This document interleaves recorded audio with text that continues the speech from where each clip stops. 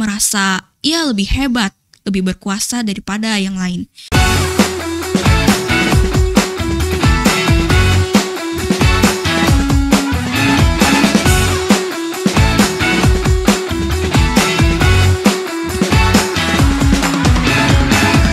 Halo teman-teman, kembali lagi dalam program Selamar Inspirasi bersama saya Michelle dan Saya Viani. Pada kesempatan ini, kami akan menyajikan informasi penting seputar bullying.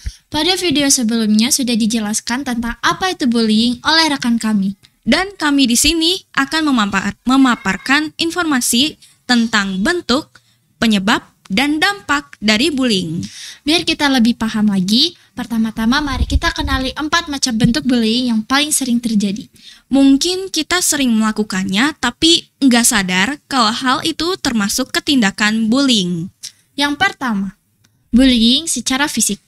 Perundungan fisik adalah penindasan yang dilakukan dengan cara melibatkan fisik seperti melukai tubuh seseorang yang dapat menyebabkan efek jangka pendek dan jangka panjang. Perundungan fisik mencakup memukul, menendang, mencubit, mendorong, dan menghancurkan barang orang lain. Kedua, bullying secara verbal. Perundungan verbal adalah intimidasi yang melibatkan kata-kata, baik secara tertulis atau terucap. Perundungan verbal meliputi memanggil nama yang tidak pantas, mengejek, menghina, mengancam. Bentuk hinaannya juga bermacam-macam dan bisa merambah ke isu seputar sara, etnis, status ekonomi, dan lain-lain. Yang ketiga, bullying secara sosial. Perundungan sosial adalah penindasan yang mengakibatkan merusak reputasi atau hubungan seseorang. Intimidasi sosial ini mencakup berbohong, menyebarkan rumor negatif, mempermalukan seseorang, dan mengucilkan seseorang. Keempat adalah cyberbullying. Dari ketiga bentuk bullying yang di atas, bullying yang satu ini adalah bullying yang paling marak dilakukan akhir-akhir ini. Kemajuan teknologi dan informasi menjadi faktor berkembangnya bullying jenis ini. Perundungan di dunia maya ini meliputi mengunggah gambar atau video yang tidak pantas, menyebar gosip secara online, dan menggunakan informasi orang lain di media sosial. Teman-teman sekalian, itulah beberapa faktor penyebab terjadinya perilaku bullying. Dan kita akan lanjut ke penyebab bullying. Teman-teman perlu kita catat bahwa sesuatu yang terjadi pasti ada penyebabnya. Demikian pun bullying. Perilaku bullying disebabkan oleh beberapa hal. Di antaranya adalah yang pertama, faktor keluarga. Kehidupan keluarga yang tidak harmonis juga bisa menjadi penyebab muncul pelaku bullying. Orang tua yang sering bertengkar dan melakukan tindakan agresif biasanya mendorong anak untuk melakukan bullying karena kurangnya perhatian. Bersyukurlah bagi kita yang selalu dan akan terus merasakan kasih sayang dari orang tua. Faktor kedua, pernah dibully. Penyebab seseorang melakukan bullying selanjutnya adalah kemungkinan sudah pernah dibully sebelumnya oleh orang lain. Dengan begitu, ia melakukan hal yang sama kepada orang lain. Lagi sebagai wujud pelampiasan traumanya itu. Nah, untuk itu jangan ada dendam di antara kita ya, biar gak saling bully-bully ya. Yang ketiga, ingin populer. Seseorang yang ingin dikenal atau menjadi populer di lingkungannya dinilai beresiko melakukan tindakan bullying.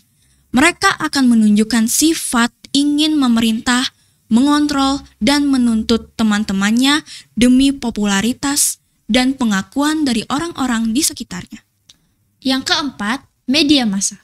Tidak sepenuhnya media massa menyajikan konten-konten yang mendidik dan sesuai untuk umur seseorang. Banyak tontonan kekerasan yang muncul di media massa, membuat seseorang terdorong untuk mencontoh dan melakukan hal serupa di sekolah, apalagi hari ini hampir semua kita memiliki gadget, udah wajib untuk menggunakan dengan bijak. Yang kelima, ada supporter atau dukungan. Teman sebaya yang menjadi supporter atau penonton membuat pelaku bullying makin menjadi-jadi. Secara tidak langsung, kehadiran supporter akan membantu pembuli memperoleh dukungan kuasa, popularitas, dan status. Keenam, kurangnya rasa empati. Minimnya bekal pendidikan empati dapat menjadi salah satu faktor penyebab terjadinya bullying. Tanpa empati, seseorang tidak bisa atau bahkan tidak mau mengerti apa yang dirasakan oleh orang lain. Mereka pun menyalahkan korban-korbannya. Kurangnya rasa empati ini dapat membuat seseorang merasa bahwa tindakan bullyingnya hanyalah candaan semata, di saat orang lain merasa sakit hati akibat tindakan tak terpuji itu. Yang ketujuh, merasa kuat dengan fisik. Memiliki tubuh yang besar dan fisik yang kuat dapat disalahgunakan seseorang untuk mendapatkan apa yang mereka mau dengan cara bullying. Mereka akan mengontrol situasi dengan membuat orang lain merasa lemah. Teman-teman, perlu kita catat, setiap hal yang kita lakukan pasti ada dampaknya. Perilaku bullying juga memberikan dampak bagi setiap korban. Berikut ini akan kami sajikan beberapa dampak dari bullying, terlebih bagi korban bullying. Pertama, masalah psikologis. Korban bully seringkali menunjukkan berbagai gejala masalah psikologis bahkan setelah perundungan berlangsung. Kondisi yang paling sering muncul ialah depresi serta gangguan kecemasan. Selain itu, pengaruh bullying pada kesehatan mental pada remaja dan anak ialah rasa sedih, rendah diri, kesepian, serta hilangnya minat pada hal yang biasa mereka lakukan. Yang kedua adalah masalah fisik. Bullying juga menyebabkan korban mengalami masalah kesehatan, seperti adanya memar atau luka akibat kekerasan secara fisik, serta korban bullying jadi sering mengalami kecemasan yang dapat memicu stres pada tubuh, dan itu akan memperburuk kesehatan tubuh mereka. Ketiga, tidak dapat menyatu dengan orang-orang sekitar. Dampak bullying juga tidak dapat menyatu dengan orang-orang sekitar, membuat korban bullying menjadi sering merasa kesepian, terabaikan, serta berujung turunnya rasa kepercayaan diri. Yang keempat, keinginan menyakiti diri sendiri atau bunuh diri. Orang yang menjadi korban bullying secara terus-menerus akan membuat mereka menjadi takut atau tidak mampu melawan si pelaku, dikarenakan si pelaku merasa ia lebih hebat, lebih berkuasa daripada yang lain. Jadi akan membuat si korban bullying ini merasa direndahkan atau merasa tidak berguna di dalam hidupnya, sehingga adanya niatan dari mereka sendiri untuk menyakiti diri sendiri atau bahkan bisa sampai ingin bunuh diri. Kelima, prestasi akademik menurun. Hal ini mungkin bisa terjadi karena korban bullying takut untuk pergi ke sekolah, takut akan dibully lagi oleh si pelaku bullying, sehingga menyebabkan sulit fokus pada pembelajaran.